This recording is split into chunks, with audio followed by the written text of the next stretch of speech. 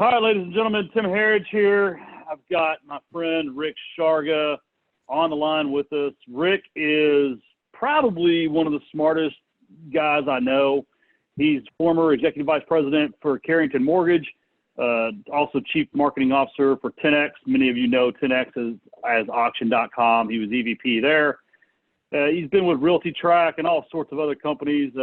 He's very well known nationally for his opinions, not only on the housing market, but, I like to look at it more of a socioeconomic guru, someone that really understands consumer behavior and the way that ends up tracking into real estate. So I've asked Rick on the call today in order to just talk to us about what he sees going on the national scale. Rick is now running his own consulting company, TJ Patrick Consulting, based in California. Rick, and tell us all what we should be focused on. Right now, you should be focused on staying healthy is what you should be focused on. But no, thanks for having me, Tim. It's always fun catching up with you and seeing what you're up to. These are different times than anything we've had before. I'm actually about to release a report next week that takes a look at how the housing market has weathered previous global pandemics, and we've actually had two in the 2000s already before this one. We had the SARS issue, we had swine flu, which hammered America, and then I also took a look at how the market performed after the terrorist attacks on 9/11, because that's the last time the economy was sort of shut down suddenly. And I guess the good news for everybody on the call today is that in all three of those cases, while we saw a slight dip in transaction volume, the market recovered very quickly. In fact, if you go back to every recession the country's had since World War II, the housing market has actually tended to pull the economy back out of the recession every time, except the last recession, the Great Recession. And the reason for that is that housing is what dragged us into the recession in the first place. So I guess if we're looking at it from sort of a 20,000-foot view, housing has weathered these sorts of events in the past better than the overall economy, certainly better than the stock market has. And the other positive note is that entering into this mess, the housing market, the underlying fundamentals were incredibly strong. The biggest problem we had in the housing market is there weren't enough houses for people to buy. But their jobs were being created, wages were actually going up faster than home prices, interest rates were low, even the builders had started to come back out of hibernation. So everything looked good. And in fact, I told people the only way I saw another wave of foreclosures anytime soon was if there was suddenly a recession. And in a little bit of unfortunate predicting, I said the only way I could see another recession coming is if there was some sort of global catastrophe. Well, here we are. So that's kind of where we were going into this. That's why there's some hope coming out of it. So those are the broad strokes, Tim. I think if you look at again from a 30,000-foot view, that's kind of what I'm looking at. That's why I'm hopeful that we'll come out of this in reasonably good shape. Rick, what are you hearing on the national scale with regards to RMBS, residential mortgage-backed securities, and the liquidity that the bond market's seeing? I ask because we keep hearing about interest rates being at an all-time low, but what we're seeing quoted to our borrowers on the retail front are much, much wider, higher rates. Can you talk a little bit about the bond market that you're hearing, and kind of do you think that comes back just as fast? So three things maybe. We have an unusually wide spread between yields on the U.S. Treasuries and 30-year mortgage rates. If you track those two historically, they move in lockstep, and usually you're only about 2 points off. Right now we're way off because the yields on Treasuries are at historic lows. Excuse me. And mortgage rates have not kept pace. A big part of that is because of what you were asking about, Tim, the secondary market, the securities market. I don't want to say it's seized up exactly because that would be an overstatement, but there's a lot of churn in that market right now, and there's a lot of risk aversion, if you will, in that market right now. That's preventing interest rates from going as low as they probably should under the circumstances. And until there's more of a sense of certainty, and until the bondholders aren't afraid that they're going to get cut off at the knees, like they did during the last recession, I don't think you're going to see mortgage rates dip to those lows. But assuming we get through the next couple months reasonably unscathed, and I say that from the capital markets all the way through the mortgage markets and the housing market, I think you will probably see interest rates come down over the course of the year, which is, again, one of the reasons I'm hopeful that the housing market will recover fairly quickly. Do you think the Treasury goes into negative rates? I don't. I even though these are extraordinary times, I think rather than do that, you'll see more activity like you've seen lately with them going in and buying up a lot of assets, and doing that rather than risking. There's some adjustment that happens to an overall economy when you start talking about negative interest rates.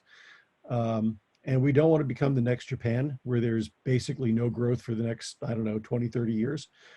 So I think they'll do everything possible to avoid that. But I do think you'll see them pull out whatever tools they can pull out of their toolkit to keep things from cratering. And again, a lot of this depends on how long the coronavirus situation continues to be a real problem, continues to shut down the economy. If it is another month or so, we probably recover fairly quickly. If this goes on for 6 months, all bets are off. So, I think I read that the Treasury has been authorized to buy over $300 billion in residential mortgage-backed securities. And I remember in 09 and 10 and 11 and really even 12, the only way to sell a house on the retail market was pretty much an FHA loan, or you had to have Jesus Christ as your borrower, right? I mean, an 850 credit score with, 100% down would get you a loan. Otherwise, it was pretty much FHA, VA, Yep. It had to be an agency loan. Do you think we enter a period like that over the next 6 to 12 months? Well, and just to put a fine point on what you said, even Jesus needed 3 references. So, and we're saying this on Good Friday. We're both going to hell. So I do think we'll get into we were probably edging that way anyhow as this all started. So I do think coming out of this, lenders will be much less risk averse. And I don't think it's because of the lenders necessarily. I think it's because of the secondary market. So those mortgage-backed securities need somebody to buy them.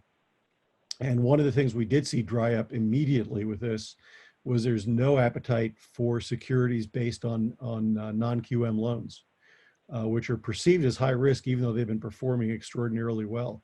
So yeah, I do think you'll see a little bit less appetite for less than perfect borrowers. You'll probably see it, and that is kind of a $1 trillion question, Tim, because these forbearance programs, which I know you want to talk about, everybody who raises their hand for a forbearance program is basically saying, I just had a bad financial event happen in my life.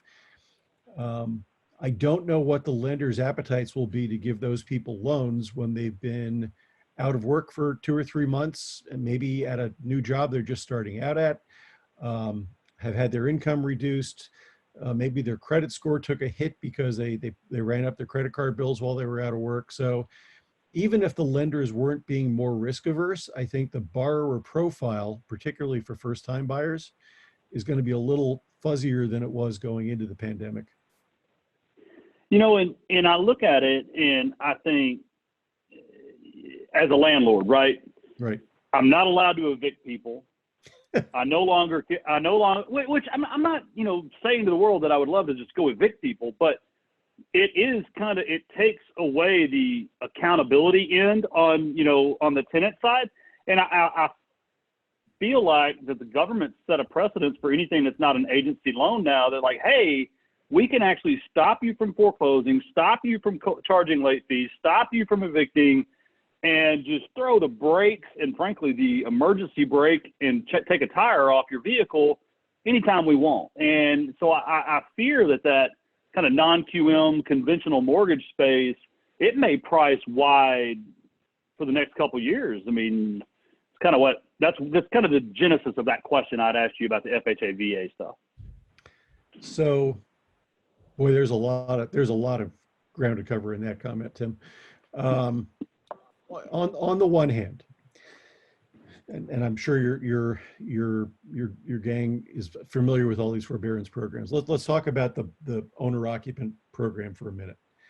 Yep. For anybody not familiar with the terms, if you have a government-backed loan, so that's any loan that's owned by Fannie Mae, Freddie Mac, or insured by the FHA, the VA, or USDA, and that's about 62% of active mortgages. Any borrower who claims that their income has been impacted by COVID-19 can qualify for a 180-day forbearance program with an option of applying for a second 180-day forbearance program at the end of that period if their finances are still a mess. The government didn't put a lot of rules in place about how that all works out. So a borrower theoretically could be asked to make a balloon payment at the end of the forbearance program, which won't work. We'd see a whole lot of defaults at that point, because if you've been out of work for 6 months, you're probably not going to be able to make 6 months worth of payments all at the same time. Most likely scenarios, you get whatever months you deferred tacked onto the end of your mortgage, interest free. So you'll still be paying interest on that, but you won't be paying extra interest on the deferment period. Or you could have that balance amortized over the remaining life of your loan, which would make for a kind of incremental increase in your monthly payments, but probably not much. I think that was actually a very wise thing to do, because having gone through this myself, both at Realty Track and then at Carrington, which buys a lot of non-performing loans, it's much easier to work with a borrower before they're technically in default than trying to fix things once they're in default. And once they're in default, their credit has been destroyed. So it's even going to be harder for them to recover as you go forward. So I think that was smart. I do think lenders who have the loans that aren't government backed will implement similar programs, probably not quite as generous. But I've heard Bank of America, Wells Fargo, Citi, JP Morgan Chase talking about 90-day deferment programs. So anybody out there who's looking for a deferment program needs to understand it's not debt being forgiven, it's payments being deferred, and they will come due at some point. So you have to keep that in mind, and you really need to be clear with your lender what the terms of those repayments are, because you don't want a nasty surprise at the end. Fannie and Freddie have indicated they're passing along the same sort of deferment to investors who own rental properties. Now, they're probably not going to give you 180 days. I think those programs are 90 days with an incremental 90 option at the end. But the notion is, if you get that deferment, you're expected to pass along the same sort of courtesy to your tenant. So it's not that you get to make no payments for 6 months, but your tenants have to pay you. Where things have kind of gone off the rails, I think, is that state governments have enacted these eviction and foreclosure moratoria without thinking through the repercussions for the people who actually have to pay the bills. So you as a landlord, you're still making probably mortgage payments to somebody who may or may not be giving you the same sort of deferment. That becomes a problem, because you could wind up with a lot of landlords in foreclosure or declaring bankruptcy or something else bad. There are no structured programs in place that say when the renter needs to pay you back. All the renter knows is they're not going to get evicted if they don't pay you, which is a problem. And even on the mortgage side of things, what most people outside of the real estate industry don't understand is the mortgage servicer, the company that sends you your bill every month, is still required by contract to make their payments on your behalf, whether you're paying them or not. So if we just looked at the program we're talking about, and if 25% of homeowners with a mortgage took advantage of this forbearance program just for 6 months, the mortgage servicing businesses would collectively have to pull out about $90 billion of their own money to make payments on behalf of the borrowers, who may or may not ever pay them back. that would bankrupt the whole industry. And I think people underestimate the disruption to lending, to the ability of a borrower to find somebody to give them a loan, of the disruption that would happen to borrowers who are making their payments if their loans get transferred suddenly to another servicer. And God forbid somebody's in the middle of applying for a forbearance when their servicer goes under. Very likely they're going to wind up officially in default, may or may not be eligible for a forbearance program. So the sort of back end plumbing, I don't think was really thought through with these programs. I do think the intent was right. I do think if lenders aren't flexible with investors who own properties, we're going to see some significant fallout there, and that would be unfortunate. But honestly, this all hit pretty quickly. We've never had the whole economy shut down for any extended period of time like this. And candidly, when people ask if the government's making this up as they go along, they are. And they are because there's really no precedent for this. They don't have a roadmap to follow. Sorry, that was a long answer. No, it's all right. I was reading last weekend, I think it was an article from the DS News. Kind of this is like a trickle up and a trickle down at the same time, because the servicers just are stuck in the middle. I mean, HOA payments, property taxes, insurance payments, payments to the bondholders. I mean, they are the forgotten industry right now that, like you said, if the middleman ends up just saying, I quit, there's a lot of people that don't get help. No, and honestly, if that happens, the mortgage origination business seizes up, so nobody will be able to get a loan, and that's a huge problem. The other thing you were asking about, the capital markets and mortgage-backed securities, and there's real estate investment trust REITs. There's a lot of interrelationships between the capital markets and the servicers as well. A lot of those companies bought mortgage servicing rights. And have investors paying for their ability to go do that. So the whole thing is interconnected. And if you, to your point, cut off the middleman, the whole thing has a really good chance of crumbling. So it is a mess. What's been fascinating to me is watching. There were some assurances made by people in Treasury that there would be a credit facility made available for servicers. And all that means is they were going to set aside a pool of money that servicers could tap into and borrow to make those payment advances, and then pay back when their borrowers are back making their payments. We've had similar programs before, and honestly, the government usually winds up making money on those programs because they're not interest free, and generally speaking, these companies are going to make good on whatever they borrow. After everybody agreed to the program, they kind of pulled the rug out from under the servicers and said, "Just kidding. We're gonna wait and see how this works." And then Director Calabria from the FHFA the other day said, "No, if we don't see any liquidity problems, and if there are, we'll just move servicing from small servicers to big servicers, and that's probably better for borrowers anyway." I got to tell you from firsthand experience and from being inside the industry, the worst thing you can do with a distressed borrower is put them with a big servicer. And I say that respectfully to the big servicers. You're talking about banks that own their own servicing operations. They are notoriously bad at working with distressed borrowers because their systems aren't set up for the exception. They're set up to optimize processing thousands and thousands and thousands of on-time payments very efficiently. They're not set up because Tim missed a payment, and how can I get in touch with Tim and work with him to make sure he's okay and get him back on track? That the exception throws their whole system out of whack. The smaller servicers are high-touch servicers. They're set up specifically for that purpose. So imagine now the guy who runs Fannie Mae and Freddie Mac not understanding that fundamental principle, and also expecting the big servicers to willingly take on a portfolio of loans where there's virtually no limit to how much advance payments the borrowers are going to have to make, which the big servicer now, by the way, will be underwriting. And all of these borrowers have just declared financial hardship. Who wants those loans if they're not somebody who's used to buying non-performing loans and capitalizing on them? So I hate to say this about the guy running Fannie Mae and Freddie Mac, but I'm not sure he understands the mortgage industry. Well, I mean, it's just one of those things. I mean, it's like I saw in '08, right? Because as we know, the crisis started in '07, but it really hit home in '08. Yep.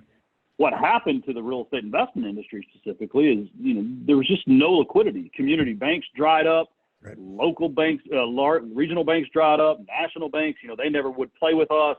And that was, when we created B2R, and I'm going somewhere with this, in the last, we started that in 2013. So it's almost been 7 years.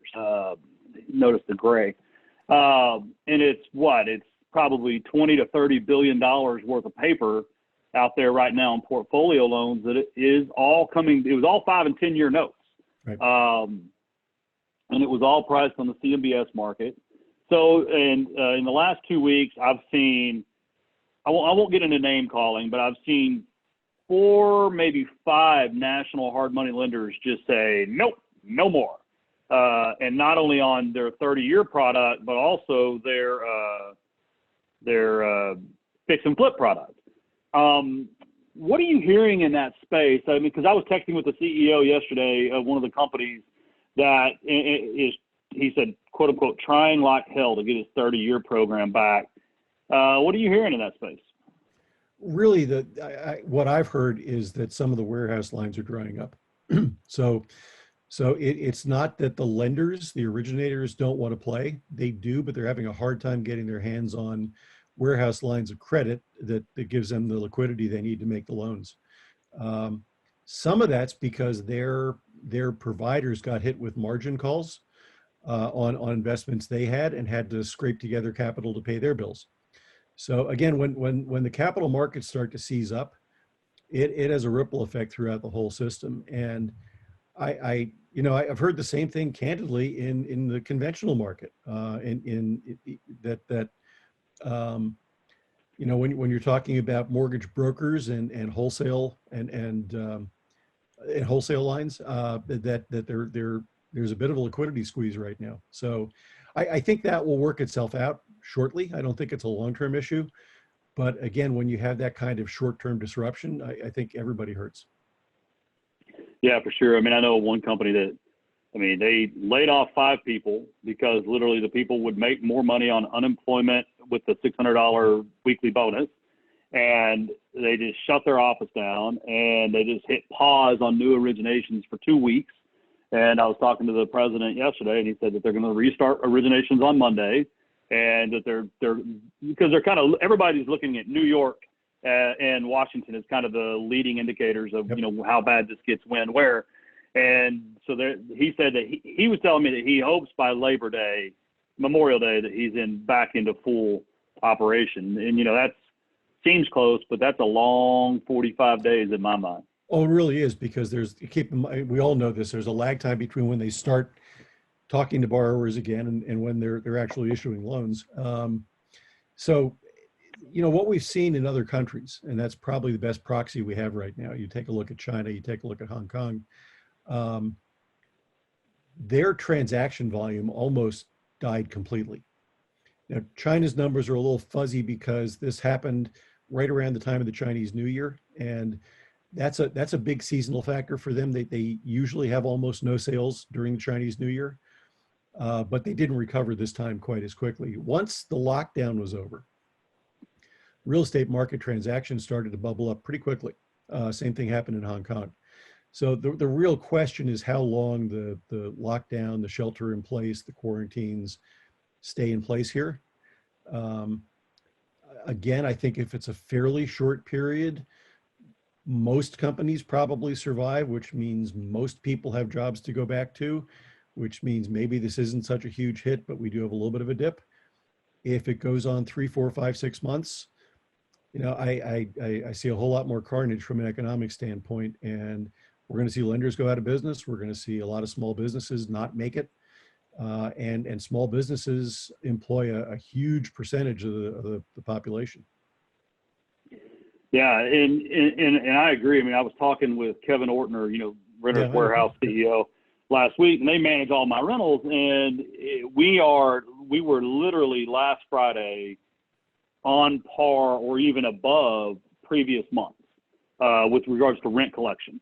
And he said his entire portfolio nationwide was within 1% of where they normally are. And I took that as a great indicator. And, you know, as we got off the phone, we both kind of jokingly, you know, we'll see about May. But, I mean, and now everything's been extended. May is a bit concerning, but my Lord, if we're not out of the house by May 15th, June will be a bloodbath. You're probably right. I do think the expanded unemployment benefits will help. I do think the government checks that are going out to a lot of individuals will help. But it's a patch. It'll only fix things for a certain period of time. There have been some studies done that are a little troubling in general, but really scary at a time like this. 67% of U.S. households have less than $1,000 in savings. 44% have no savings at all. So, you know, and I've long been on my soapbox when I get a chance to talk about this, saying, you know, if somebody has no savings, they really shouldn't be a homeowner because they're one water heater away from going into default. And I don't say that lightly, and I'm not trying to be mean. It's just, I think it's a lot worse to put somebody into a house they can't afford than take it away than to make them wait for a while. So when you have that kind of lack of financial wherewithal across the country, and when you think about the industries that are being most affected by the shutdown, so it's travel and tourism, it's hospitality, it's restaurants, it's retail. These are not people making the most money in the country. They're more likely to be renters anyway. So that's one of the reasons I'm not expecting the kind of wave of foreclosures I've seen some doom and gloom people talk about, because I don't think a lot of these people own houses. But it does put a lot of stress on the rental market. So there's two ways to look at this. And by the way, national numbers are not too far off from what you and Kevin saw. There was a report yesterday that month over month, I guess last month, 80% of loans were paid on time, according to this survey. This month it was about 70%. So a little bit of a fall off, but you know, within variances of how they reported the stuff. But I do think there's going to be an opportunity for investors who are looking for rental properties coming out of this downturn. I believe that you're going to have enough people who were on the cusp of buying a house who are going to have to take a step back at the end of this period and just kind of dust themselves off and get their finances back in shape. But we'll be looking to rent. And we've seen household formation up over 1 million each of the last 2 years. I don't see any reason for that to slow down this year.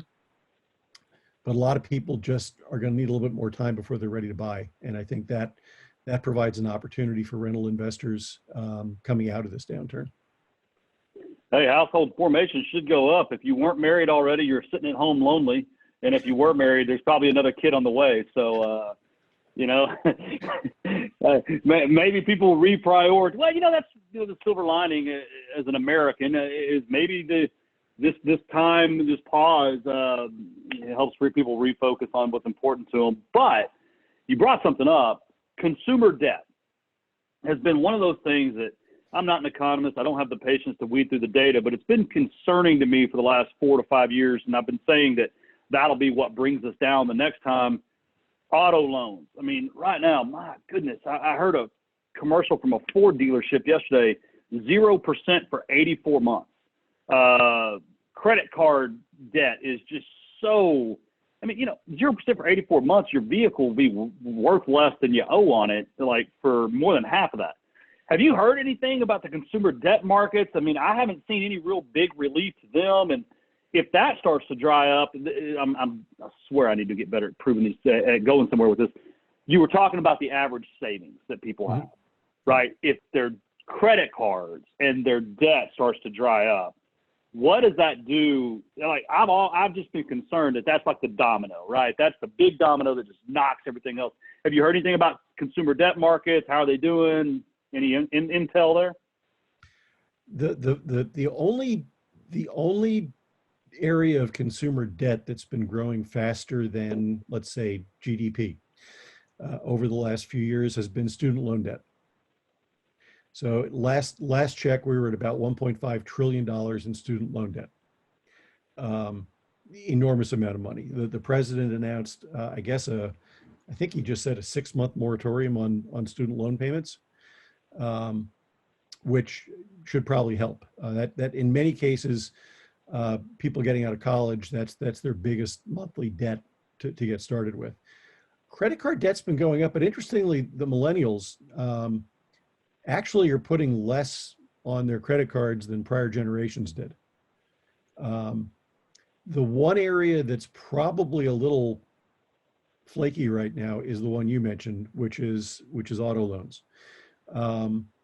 The automotive industry apparently wasn't paying much attention to the housing market back in the early 2000s, and has been making an extraordinary number of subprime auto loans. That could wind up being a problem. I mean, auto sales have obviously frozen up right now, which is why you're seeing all the great deals. I've been seeing a couple, I think Kia's doing it, and I believe Ford is doing it, where no payments for the first 3 months, and then they'll make payments for you for the next 3 months. And I think it's either Hyundai, or I think it's Hyundai has a program where they'll basically let you out of your contract if you lose your job due to the coronavirus on a new car purchase. So yeah, I mean, it sounds desperate, probably because it is desperate. They're trying to find a way to sell a car. But that if I'm looking at consumer debt, candidly, if a credit card company is charging somebody 25% interest on their credit card and somebody stops paying them, I'm going to cry a whole lot less for the credit card company than I would be for a mortgage company or somebody else. I think with almost 0% interest rates, the fact that we're still seeing credit card companies clobber people with those kind of interest rates is almost unconscionable. But we'll see. I haven't seen anything reported yet that suggests a huge rise in delinquency on credit card payments or other credit payments. Again, the longer this lasts, the more likely we are to see that. I would not be at all surprised to see consumer debt go up significantly over the next couple months as people start living off their credit cards as opposed to living off their paycheck. And that could be a problem down the road, but so far we haven't seen it seen any indication that it's a current problem.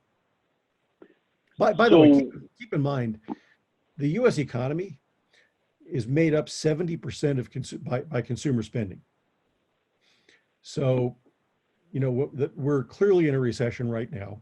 We hadn't forecast it, but when you send everybody home and tell them they can't buy anything except groceries and masks, you're going to have a hit on the economy. And again, the sooner we get businesses reopened and people back out doing commerce, the better. But it's to your point, it's a little bit of a balancing act because you don't want them running up credit card bills that ultimately they can't pay. So it's something to watch. So in your years, you've been involved in a lot of technology-based companies. And when you were chief marketing officer at 10X, I flew out to California, sat down with you, and we were talking a lot about commercial real estate at that time because that was a big focus of 10X. And as I look at, already Amazon was displacing retailers, right? I mean, Amazon and Walmart, Lord, the amount of money they print, they're still trying to catch up.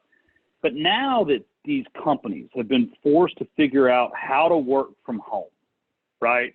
You've got global workforces that are figuring out how to use Zoom and changing their employment contracts to make people actually have to be in the room by themselves when they're on a customer call for confidentiality. One of the things I was thinking, like, what happens to commercial real estate after this? I mean, the retail giants are going to realize that they're not as dispensable as, Amazon, they're hiring like crazy. Do you see Amazon competitors, office spaces? I mean, if I'm running a big company right now, I'm saying, hey, hang on a second.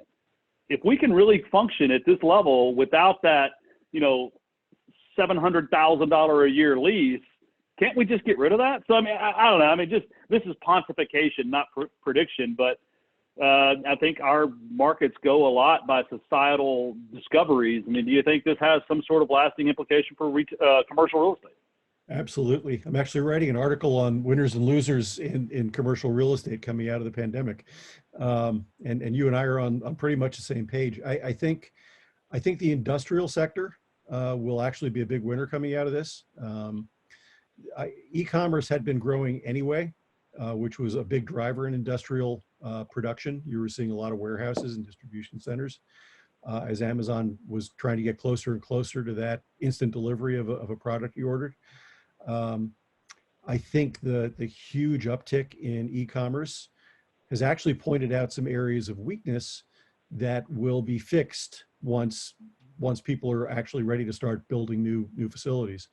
I think cloud computing will drive a lot of industrial space because as everybody's on Zoom right now, and internet usage has gone through the roof, you need more cloud computing capabilities, which means you're going to need more server farms. So I think industrial will come out looking really good. I think some of the other sectors, I mean, I think eventually the hotel sector will come back, but it's going to be beaten up worse than any other sector short term. I think even once people are allowed to start moving around again, there are going to be a lot of people who are reluctant to travel. That can't bode well for the hotel industry. I think I'm on email list from a couple of frequent traveler programs, and Hyatt is off I think 90% on a year-over-year basis in business, and trying to figure out what they should keep open and why short term. Eventually, I think that'll come back. The ones that are kind of in flux and I think will change. You pegged it with retail. I'm wondering, there were a number of retailers, forget about the big box guys, because if they hadn't figured out they weren't indispensable before, they never will. But there are a lot of mid-sized, smaller retail or smaller retails who were just kind of getting by. And I don't know how they get through a 2-3 month no revenue window and survive coming out the other end. You look at a store like GameStop, which closed 300 units last year, and had already announced they were going to close 300 this year. What happens to them if they're not doing any business for 2 or 3 months? Right. So I do think we'll have some displacement there. A lot of retail space was being repurposed as multi-use. I think you'll see more of that going forward. But I think retail will take a bit of a hit. And I do think in the long run, you're going to see significant changes in the office segment as well. I think you hit it right on the head. After salaries and benefits, usually the biggest expense a company has is overhead. And if suddenly it dawns on me that, yeah, it's good to have some people in a centralized location, but I don't need everybody there, why wouldn't I take advantage of the cost benefits?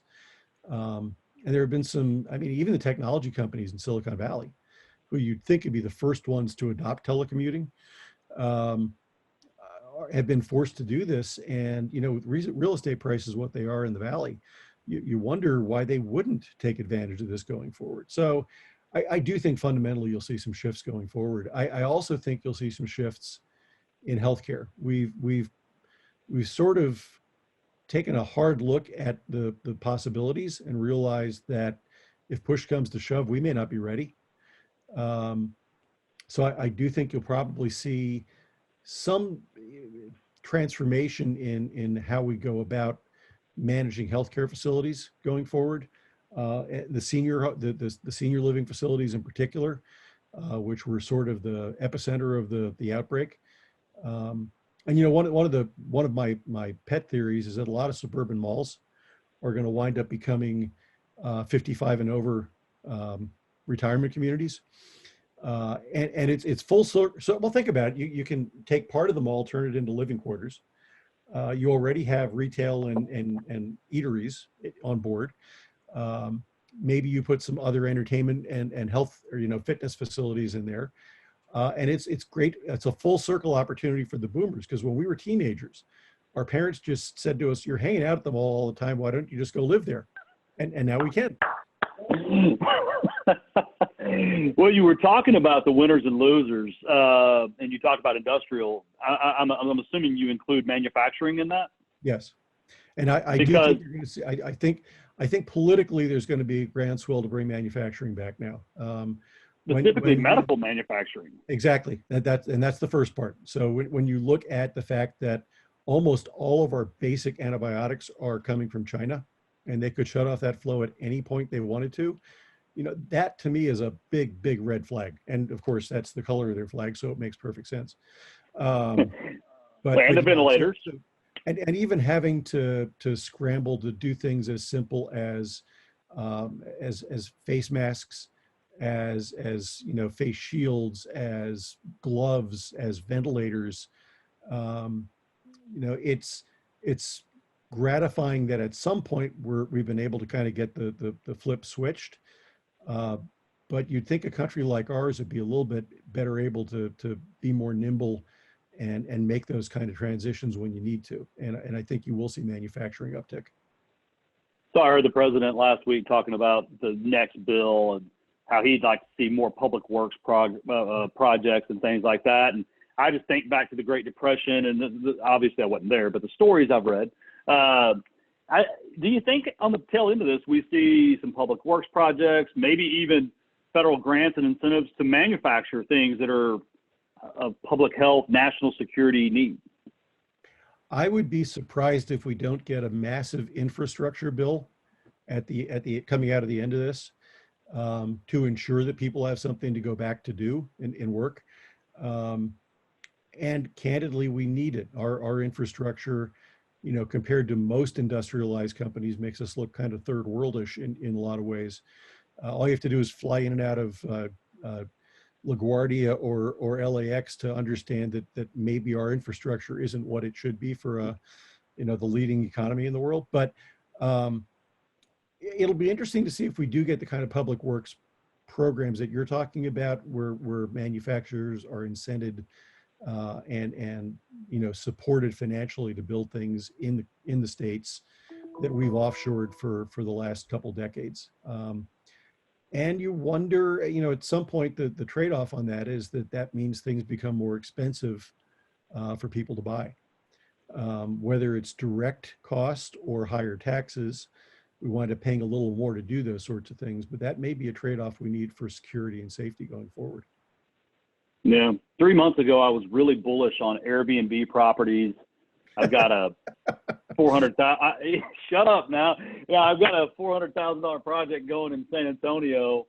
Of course, now, we've got a couple corporate rental properties. Those are going great. How do you feel about the Airbnb? Because if I owned a bunch, 20 units right now, you talk about becoming a lame duck pretty quick. I hate to sound cold and cavalier about this, but when I look at something like Airbnb, that to me is a caveat emptor situation. If you're an investor, you want the upside, but that means you got to take the downside risk. Different if you're, in my mind, I do differentiate between an Airbnb operation, which is, pure play investment, versus somebody who owns, a duplex and is renting people a place to live. To me, I think that probably should have more protections in place, because you're talking about domiciles, than basically starting up what are effectively small hotels. Right. So I think Airbnb owners are very, very vulnerable right now, and hope they have the capital to get through what's going to be a really brutal period.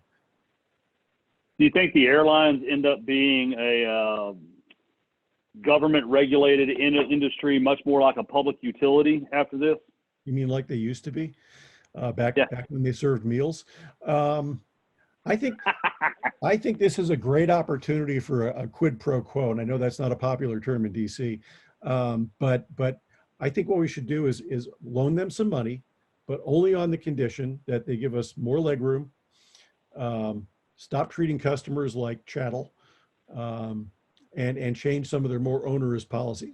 I don't see there's any way to backstop the airlines without more government involvement in how they operate. When you think about Right. and this, I've read this, I don't know if it's true, but it sounds feasible, that the amount of money they're asking for right now, which is I think over $60 billion, is roughly equivalent to what the airlines have spent buying back their own stock over the last couple of years, rather than investing back into the businesses and providing better services and customer experience. So We're setting aside reserves. yeah, we're setting aside reserves for a rainy day, God forbid, right?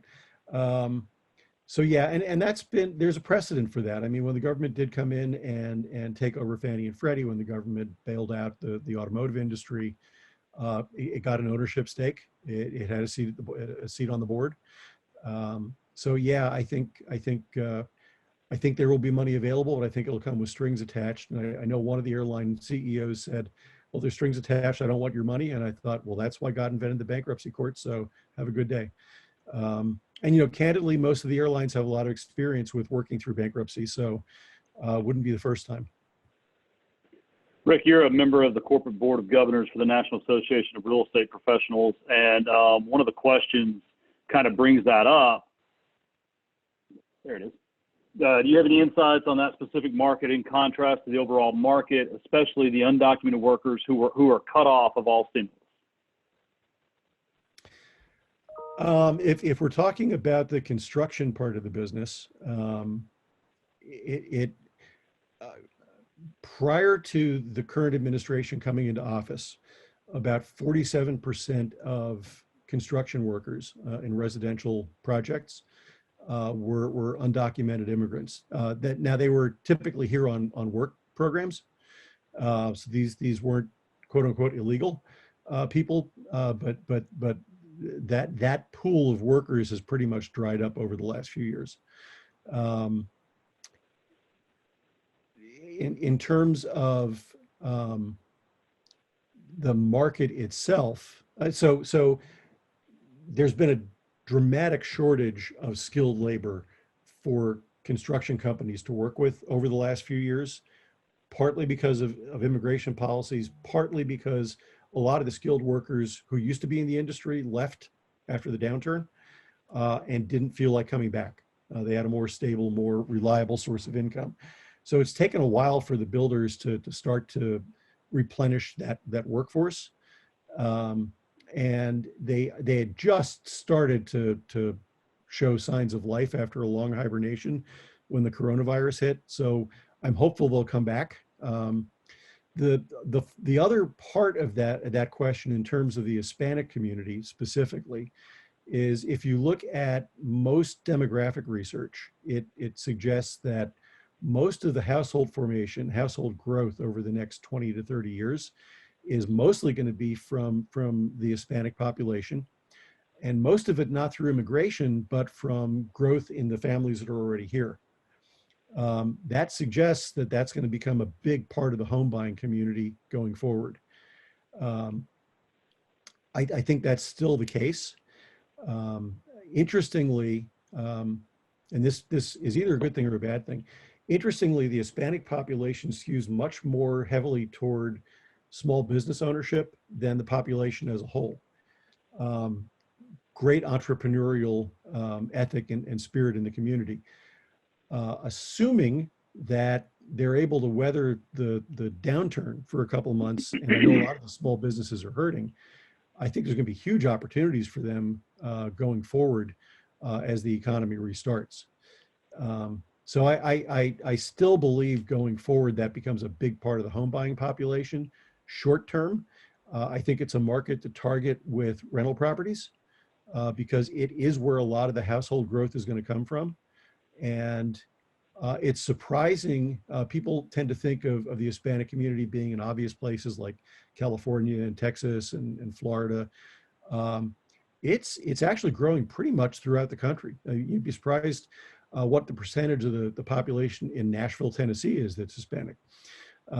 So I do think if you're an investor, if you're looking at those kind of demographic trends, certainly something worth paying attention to.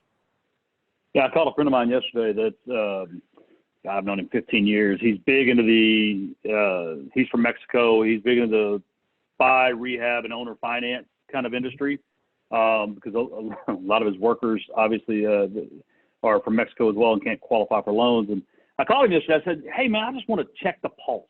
How are your guys doing? How are they feeling? He goes, man, we're still working. He goes, as long as people can still pay us, these guys are going to work. But he did tell me that, obviously that demographic's a much more conservative, fiscally and largely socially, specifically for the first and second generation immigrants.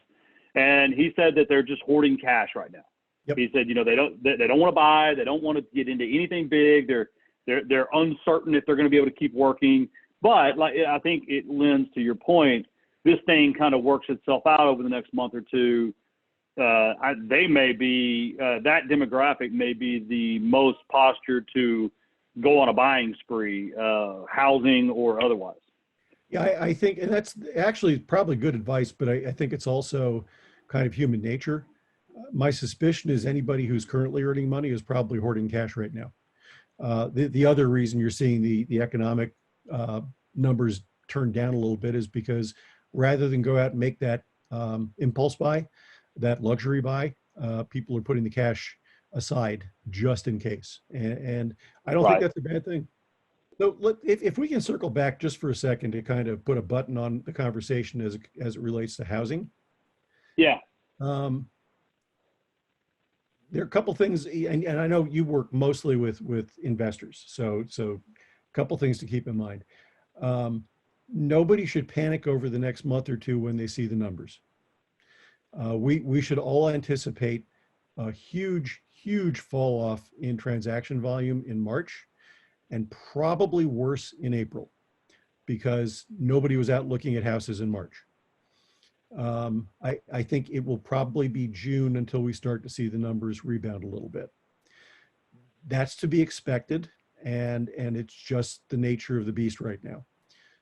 I think that we will see unusually high activity in the fall, higher than usual. Usually September is a down month. I wouldn't at all be surprised if this September is a very, very strong month for home sales. Investors that are expecting this downturn to result in a wave of foreclosure properties available probably need to temper their expectations a little bit because of all the activity the government's putting in place to prevent foreclosures. It's a lot easier to work with the borrower if you can keep them out of foreclosure than trying to fix the situation once they're in default. And so I think all these activities, all these efforts to keep people out of foreclosure will prevent a huge, I saw somebody, an economist who I know has been wrong regularly, predict 15 million foreclosures. And if I weren't reluctant to travel, I would have jumped on a plane, flown cross country and punched him square in the face. Because that's just, that you're saying a third of mortgage holders are going to go into foreclosure, which has never happened. But even if there are, we will have some fallout from this, but keep in mind that you have what looks like a 1-year deferral program. If somebody goes into default after that, it's going to be at least another quarter until they can go into foreclosure. And then in most states, it's another 3 to 12 months before they're foreclosed on. So even if you do see an uptick in distressed properties hitting the market, it probably won't be for another year and a half. So there will be some coming through the system, but A, don't expect a huge number, and B, whatever comes out of this probably won't come right away. So don't hedge your bets waiting for that big wave of distressed properties. That's great information. Rick, CJ Patrick Company is a consulting firm that helps real estate and financial services and technology companies develop a position of competitive advantage and use it to drive business strategy, marketing, and sales. You said you're publishing an article next week. Question, is that for a client or is that something people can get? Where can they read it? Can you tell us a little bit about your company and kind of, we've got some pretty large business owners in REI Masterminds. If you just take us out by telling us about how we can follow you, learn more about you, and read your information. So I'm actually putting out a report next week. As soon as it's out, I will probably publish a link to it on LinkedIn and Twitter. And I would encourage anybody who's interested in following along with what I cover in the real estate industry, both residential and commercial, to connect with me on LinkedIn. and to follow me on Twitter. Not hard to find on Twitter. It's just at Rick Sharga. My company really focuses on working with companies around their business strategies and their business models, and marketing strategies that will help them find a competitive advantage over the companies that they're working against.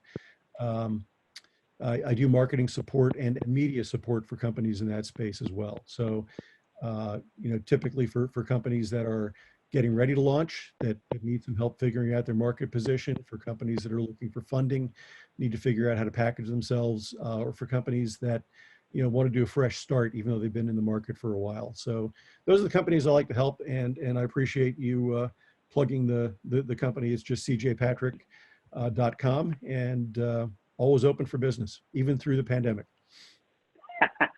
Well, Rick, thank you for your time. We're out of time.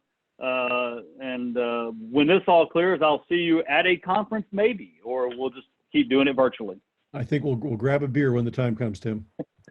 Yes, sir. Hey, take care, stay safe, and appreciate your time. Take care. All right, bye-bye.